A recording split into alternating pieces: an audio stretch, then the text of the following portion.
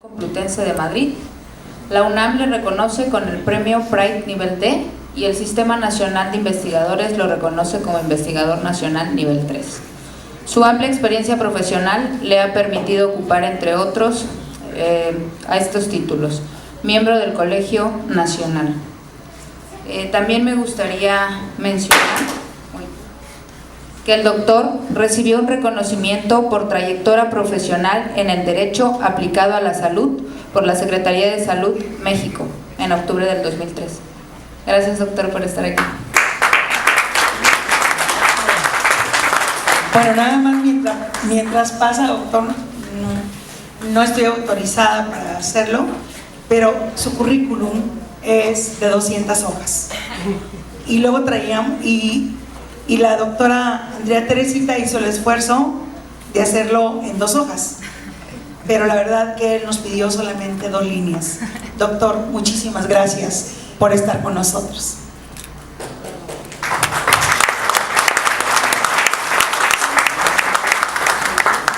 Muchas gracias, el agradecido soy yo, señora secretaria. Me da un gran gusto estar con usted, maestra, con todos ustedes. Y además para hablar de un tema que tiene muchas aristas. Acabamos de escuchar una presentación muy rigurosa, muy puntual, muy precisa, hecha por la señora secretaria de la Mujer. Nos ha dado cifras que, lamento decirlo, no son exclusivas de Guerrero. Con algunas variaciones son las que se repiten a lo largo del resto del país. De manera que lo que encontramos en el panorama nacional es eso, una situación de riesgo enorme para la salud de la mujer y también una afrenta para su dignidad. Adicionalmente puedo decir, y esto ya como abogado, que esa situación representa una profunda contradicción con relación al sistema constitucional mexicano, y es el tema al que me voy a referir. No sin antes reiterar mi agradecimiento, señora secretaria, por darme la oportunidad de estar con usted, de estar con tan distinguido público y de poder comentar este importante proceso de cambio que se ha iniciado en el estado de Guerrero y que de ninguna manera sorprende, porque finalmente este es un estado de profunda tradición liberal. Ya que este es un tema divisivo, y lo lamento, pero hay que reconocerlo y hay que prevenir las divisiones. Nos encontramos esencialmente ante 2 puntos de vista que están en contraste y que debemos asumir como propios de una sociedad plural y de una sociedad respetuosa. Por un lado, se señala que el derecho más importante que se tiene es el derecho a la vida.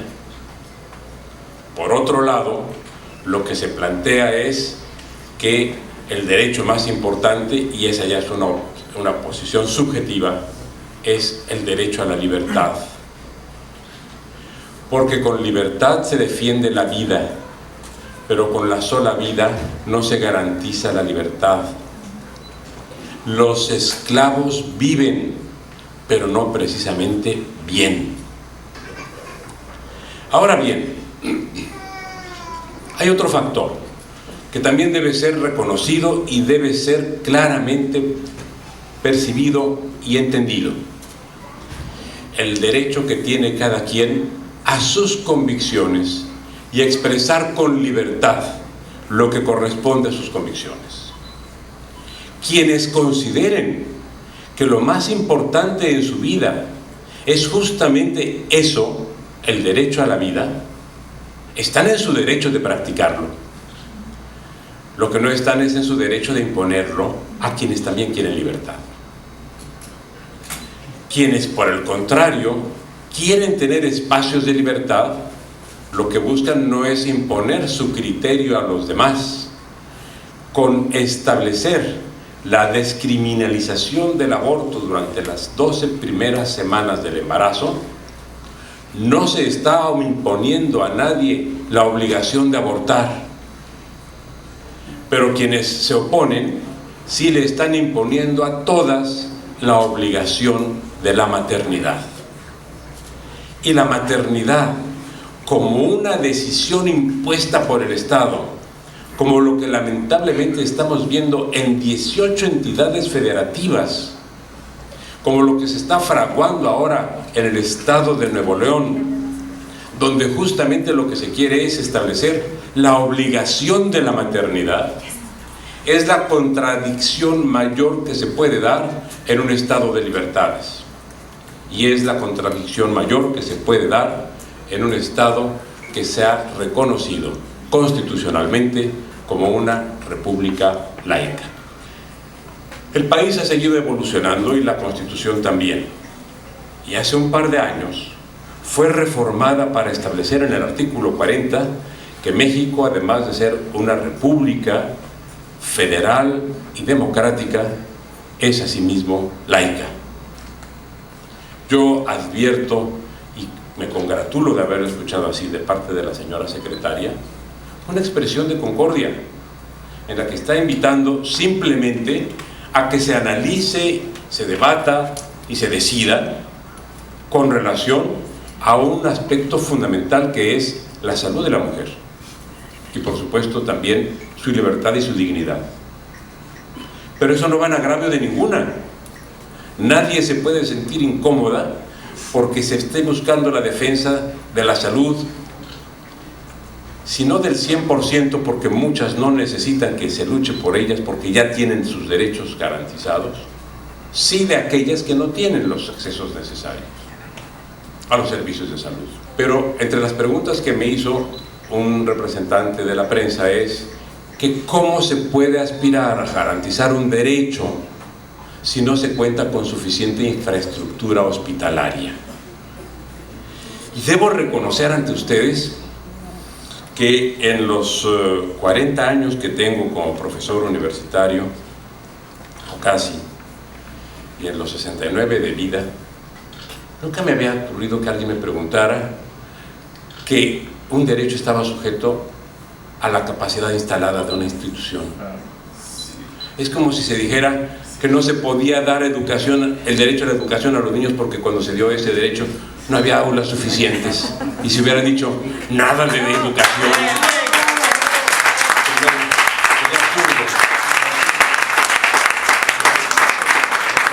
Ese es un argumento que, repito, no había escuchado en todas las décadas que tengo de estar atendiendo preguntas de carácter académico. Los derechos van por delante y las instituciones se tienen que adecuar a ellos. No se puede conculcar ni condicionar el derecho de nadie con el pretexto de que no hay instalaciones adecuadas. Porque entonces sí, estamos a expensas de que se nos limiten también los derechos. Y se tendría que decir que ya no haya más mexicanos porque no hay empleo para todos.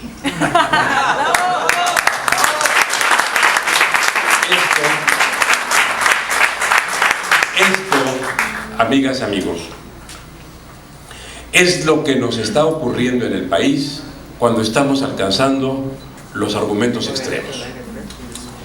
Y voy justamente a abordar los que tienen que ver de manera directa con el tema que ustedes ahora están ventilando en el estado de Guerrero. La primera reforma, en el sentido que ustedes están planteándola aquí, se produjo en el Distrito Federal, como ya comenté y como todos saben, en el año 2007. En 2009 se produjo una avalancha de cambios en una amplia gama de estados del país. Ya se había producido una primera reforma en el estado de Chihuahua en el año 94, pero después, entre noviembre de 2008 y junio de 2009, antes de las elecciones de julio, 11 estados del país adoptaron una reforma semejante a la de Chihuahua. Y luego vinieron otros más, y hoy ese mismo tipo de reforma se discute en el estado de Nuevo León, como ya señalé. ¿Qué dice esa reforma constitucional? dice que la vida queda protegida desde el momento de la concepción hasta su terminación natural. Y aquí nos encontramos varias contradicciones y no pocos disparates. En el orden de los disparates, y perdonen que lo califique con un término tan coloquial, pero es que lo es. La Organización Mundial de la Salud, cuya idoneidad técnica nadie puede controvertir, y todas las facultades de medicina, y aquí hay varias médicas y varios médicos, saben que el embarazo comienza a partir de la fijación del óvulo fecundado en el endometrio. Pero cuando el óvulo está fecundado y no está fijado en el endometrio, entre otras cosas, se encuentra sujeto a una expulsión natural, y ocurre en muchísimos casos, en millares de casos, en millones de casos, de manera espontánea.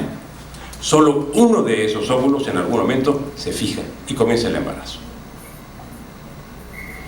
Bien, pues en 18 estados del país, todos esos millones de óvulos fecundados y perdidos significa homicidio, lisa y llanamente. Repito, allí todavía no hay aborto porque tampoco había embarazo, pero lo que esas constituciones dicen al señalar que la vida está protegida desde el momento de la fecundación es una aberración médica y por supuesto jurídica, pero así lo dicen. Y luego, ¿cuál es el argumento fundamental para haber establecido esas reformas o estar en trámite, como el caso de Nuevo León? El argumento fundamental es el derecho a la vida, y se dice que es el derecho de derechos, que es el derecho supremo, que es el derecho absoluto con el cual no se transige. Nada más que líneas abajo, una vez que han dicho que es un derecho absoluto, dicen que ese derecho a la vida queda sujeto a las excluyentes de responsabilidad que la legislación penal establezca.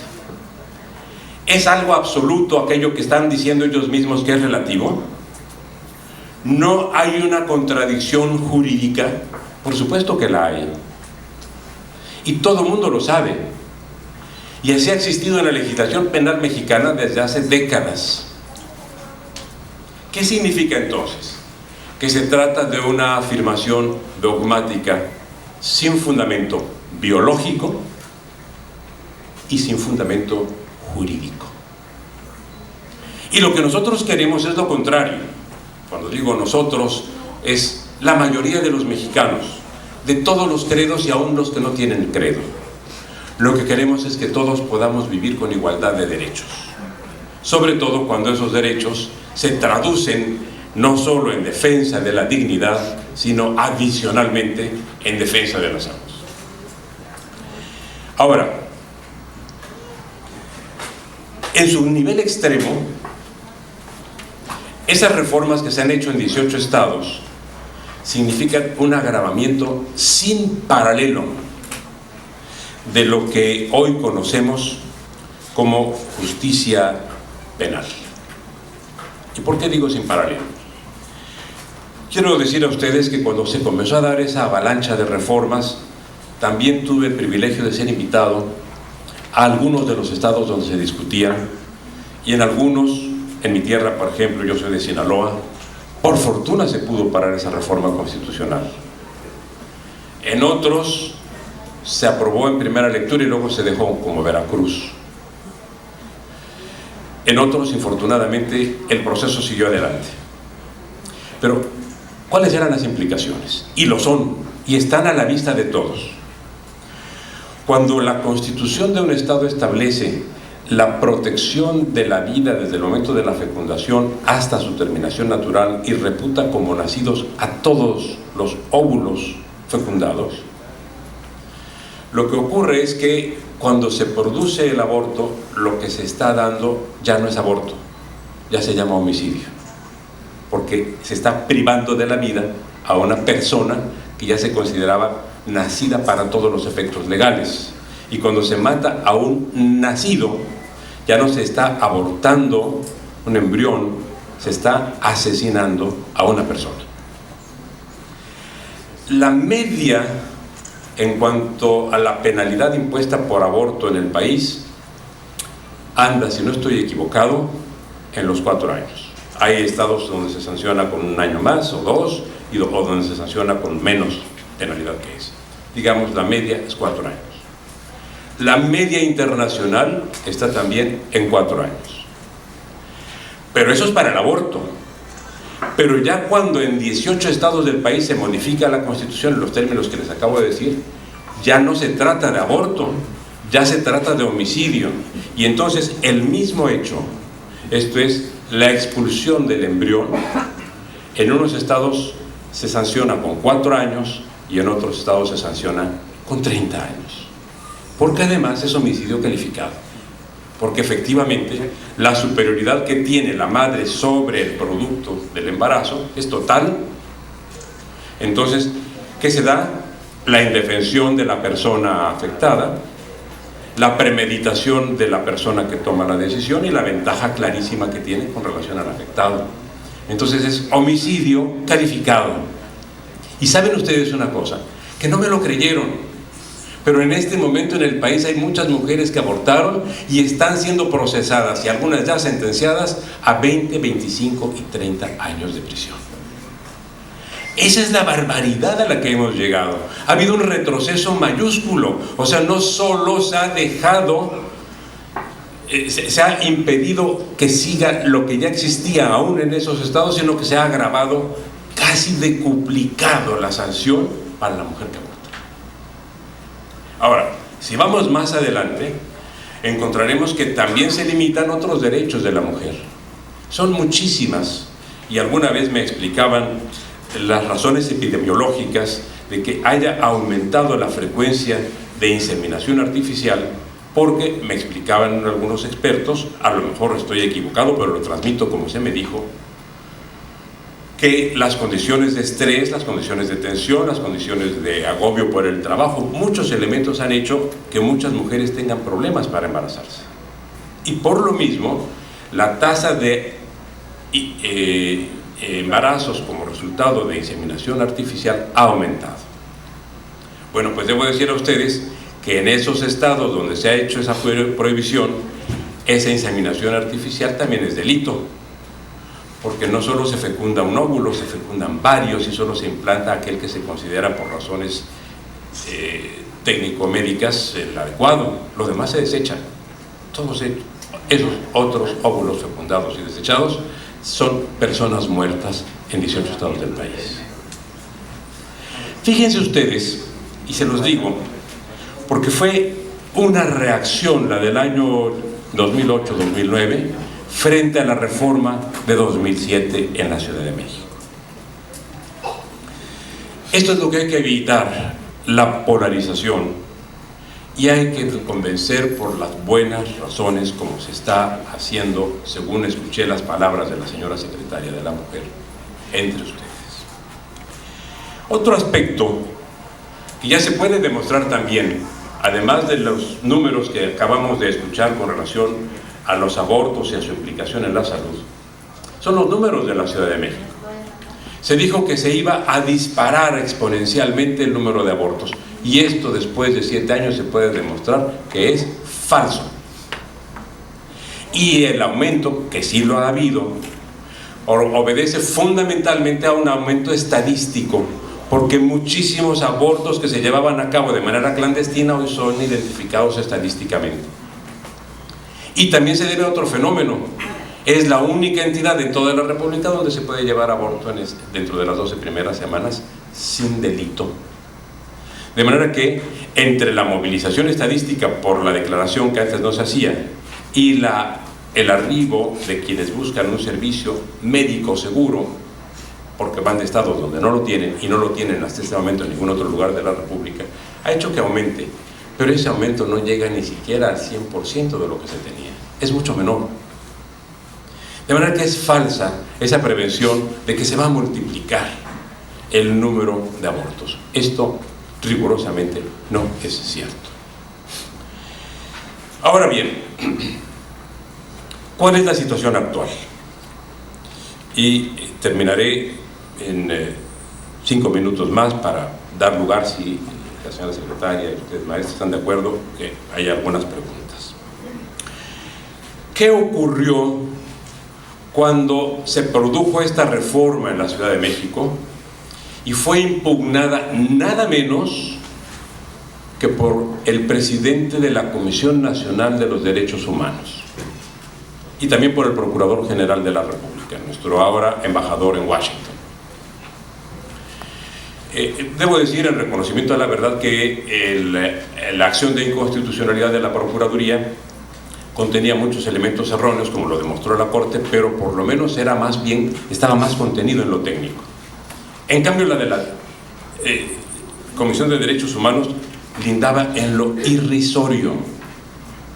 Por ejemplo, daba como elemento para impugnar el derecho de la mujer para prescindir del producto del embarazo el que no tuviera el consentimiento de su esposo. Y así lo pusieron, está en su escrito. Esto es, el ejercicio de un derecho sobre el cuerpo de la mujer estaba sujeto a lo que dijera un señor, que por cierto podía ni siquiera ser identificable. Pero a esa barbaridad se llegó nada menos que por parte de la Comisión de Derechos Humanos, señoras, señores, hace 7 años. Eso es lo que da como resultado también la excitación de las pasiones, y en este caso de las pasiones no contenidas, y lamentablemente de las pasiones alentadas por una institución pública como es la Comisión de Derechos Humanos, que está para lo contrario, para defender los derechos y no para perseguirlos. Y 3, la terminación del embarazo dentro de las 12 primeras semanas no controvierte la Constitución. Fue la resolución clara, transparente, diáfana y categórica adoptada por la Suprema Corte en 2008. Como consecuencia de esta resolución, fue declarada constitucional la reforma en el Distrito Federal. Pero como consecuencia de esa resolución también, señoras, señores, y esto para que se vea que una reforma favorable a los derechos de las mujeres no solo no es inconstitucional, sino que es constitucional. Pero además hay otro factor. En esta entidad y en cualquier entidad de la República, cualquier mujer puede abortar con un amparo.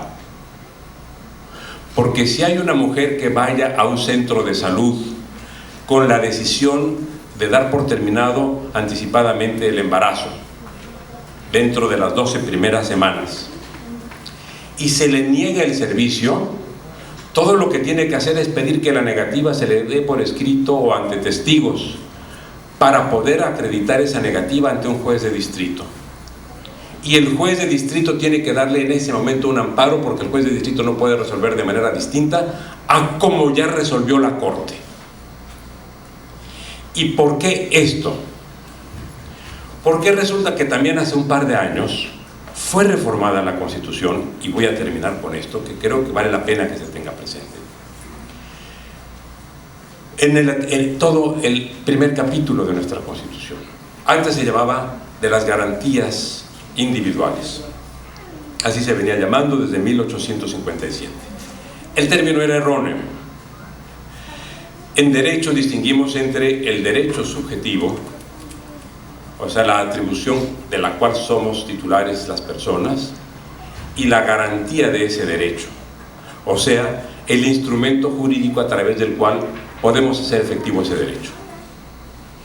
Hay derechos, por tanto, y hay garantías que permiten llevar a cabo ese derecho. Pero además, y por tanto hablar de garantías individuales estaba equivocado. Se habla, o debe hablar, de derechos y de las correspondientes garantías de esos derechos. Pero había otro error: no son individuales todos los derechos que aparecen en ese capítulo. Muchos son derechos de carácter colectivo y social, y por eso se corrigió y ahora se llama de los derechos humanos y sus garantías. Pues bien, el artículo primero, vigente desde hace 2 años, de la Constitución, establece una serie de principios que no existían en 2007 ni en 2008, pero que hoy sí existen. Es el principio pro persona, que está expresamente enunciado, que significa que los derechos acompañan a la persona ahí donde esté. Digamos, si una persona que tiene derechos en la Ciudad de México se encuentra como turista en la ciudad de Acapulco, no tiene menos derechos aquí que los que tiene allá. Sus derechos la acompañan y puede abortar aquí.